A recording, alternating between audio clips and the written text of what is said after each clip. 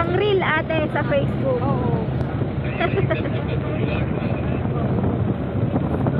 May bayad din ba yung reel? Opo ate. Paano? I-monetize mo yung ano mo, i-monetize mo yung ano mo sa reel. Facebook mo, followers. Dapat naka 1K followers ka na. Wala pa akong followers eh. Kasi sabi naman niya kasi yung hindi ko daw mga kaibigan. Ha? Oo. Hindi, pwede rin kahit hindi mo kaibigan or kaibigan mo. Basta ipapalo nila ako. Oo, basta pag upload ka ng upload sa reel. Hanggang sa mag 1 million views yung mga ano mo. Lahat yun, i-equivalent na yun eh.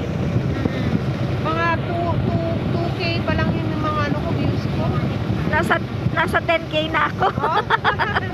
May nag-trending kasi pag di ba sabi pag naka 1K ka, babayaran ni Meta yon, ni Facebook.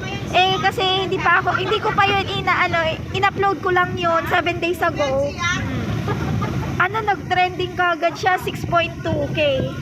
Oo, Bayad mo. hindi pa, wala pa kasi hindi pa inano ko pa lang doon inopen ko pa lang yung monetization eh. Ay, turuan mo nga ako, hindi ko alam kung saan yun, sa settings ba yun ng ano? Oo, sa settings yata, nakalimutan ko rin.